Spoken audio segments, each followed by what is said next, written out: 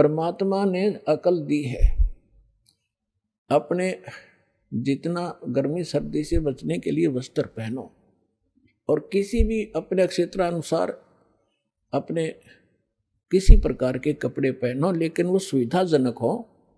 अब जैसे आजकल देखा ये जीन की पैंट पहने लड़की भी लड़के भी, और उसने पैर के आड़े सत्संग में आ जाए, वो बैठ नहीं सकते, उनको अलाउड नहीं यहाँ पर पैर के आना। अब ऐसा भी नहीं पहनना चाहिए जो बेमतलब की बकवाद हो। अब बैठा नहीं जा, बैठे बिना सत्संग सुना नहीं जा, थोड़ी सी देर में ये पैरों की नसें बंद हो जाए उनके पैर के बैठने से। तो ऐसे वस्त्र पहनो जो सुविधाजनक हो और अभद्र से ना लगे। कैसे ही पहन लो, लाल पीले कैसे ही पहन लो। परमात्मा क्या कहते हैं, अब कैसे खाओ, क्या भोजन खाओ। बासमती चावल पके, बासमती चावल पकाओ, गरत खांड टुक डारे। घी और खांड डालो चावलों में। गरीब दास करो बंदगी, भाई कूड़े काम निवारे। भक्ति करो, ये बुंडे काम छोड़ दो, ये बुरे काम छोड़ दो। बासमती चावल पकाओ, गरत खांड टुक डारे। गरीब दास करो बंदगी, कूड़े काम निवारे। फुलके धोवा दाल कर, तुम हलवा रोटी खाओ। गरीब दास का जी सुन, मिट्टी मांस ना पकाओ। कहते हैं बढ़िया दाल और बढ़िया फुलके बनाओ, हलवा रोटी खाओ, काजू किस्मत सेब संतरे खाओ। ये अड़ंगा क्यों खाते हो, पाप के भागी क्यों बनते हो। अपने आत्माओं, आप जी को इसके साथ साथ दास वो ज्ञान सुनाना चाहता है जो परमात्मा सुनाया करते थे, दोनों को समझाया करते थे। अवगत महल की सुन बात, एक का एक संग ना साथ। क्या बताते थे कि यहाँ से जब तुम जाओगे, ना तुम्हारा भाई साथ जाएगा, ना बेटा साथ जाएगा, ना माँ साथ जाएगी, ना पत्नी, ना कोई संपत्ति साथ ले जाओगे। अवगत महल की सुन बात, एक का एक संग ना साथ। जासे हुआ सकल जिहान, ओंकार पंच विमान ब्रह्मा विष्णु शंकर आदि। अवगत ध्यान सुन समाध। फिर बताते हैं, माया मूल का है बास, जोरा काल हंस गिरा से। हंसा कौन विधि छूटे, कि जोरा काल तिसे लूटे। कि कैसे तुम्हारा छुटकारा होगा, काल तुम्हें भ्रमित कर रहा है, तुम्हारी पुण्य कमाई को वह स्वर्ग में लूट लेता है। फिर उत्तर देते हैं, सतगुर मिले संत सुजान, तो या मिटे आवादान। नेमी नेम कर भूले, उर्दमुख पीहिंग कस झूले। पंच अग्नि लगावे पीठ, सौदा ज्ञान सकल वसीठ। मुंडित जट्टा जोटम बेख, डूब्या सकल बिना विवेक। बिना ज्ञान के ये सब डले ढोरे हैं। क्या कहते हैं कि कोई तो ऊपर को पैर करके नीचे को सिरासन पर खड़े होकर, जैसे भस्मागिरी जैसे निकम्मी आत्मा सिरासन पर 12 वर्ष तक खड़ा रहा और भगवान शिव की पूजा करे, उसी का पुजारी। और भगवान शिव से फिर भगवान शिव ने पूछा, भाई क्या मांगता है, मांग। कहा कि वचनबद्ध हो, वचनबद्ध हो गया। और क्या मांग गया कि भस्म कड़ा दे दो। किस लिए तपस्या कर रहा था, कि शिव जी ने मार दूंगा, पार्वती ने पत्नी बनाऊंगा। ऐसे दुष्ट तो और इसी तगड़ी साधना करते दिखेंगे तो तगड़ा भगत होगा। तो परमात्मा कहते प्रथम तो ये साधना शास्त्र विरुद्ध, और फिर तत्व ज्ञान बिना ये विकार मिटे नहीं।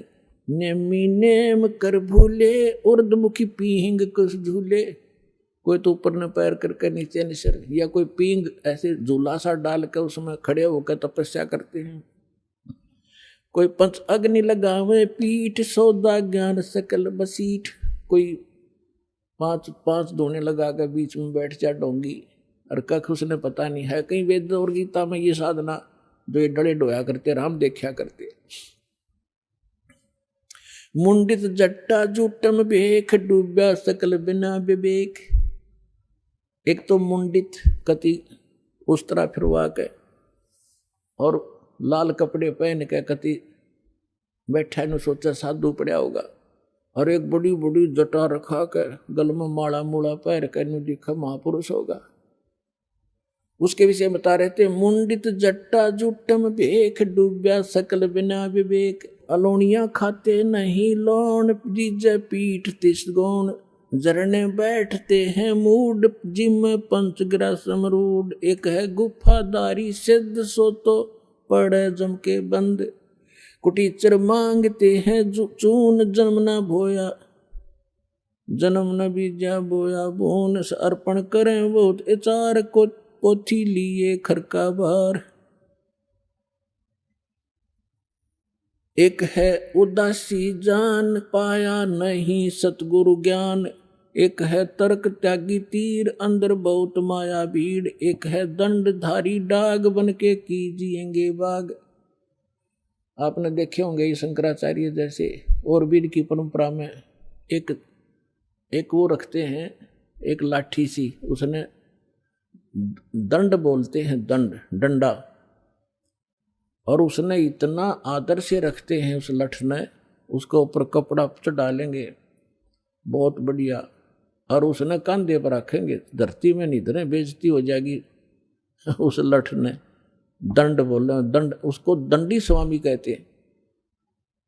और जैसे कहीं स्नान करते हैं या खाना खाते हैं, या तो ऊपर रखेंगे किसी खुट्टी खाटी में बड़ी जचा के, या एक लिए खड़ा रहेगा दूसरा नहा लेगा उन लठा ने दोनों ने। तो परमात्मा कहती है भक्ति का मार्ग है इनका। एक है दंडधारी डाग कीजे बन के कीजिएंगे बाग। आज ये साधना ठीक ना करके ये मनमुखी जो साधनाएं कर रहे हैं, अगले जन्म में ये जंगल में अन्य प्राणियों की योनियों में जाएंगे। एक तो नगन है नागा जिसे नहीं सूझता आगा। ये नागा फिरते हैं, कहते एक नगन है नागा जिसे नहीं सूझता आगा, यानी उसको भविष्य का ज्ञान नहीं। आज यो नीवस्त्र घूम रहा है और इसी में मानता मानते हैं कि मैं त्यागी और वैरागी हूं।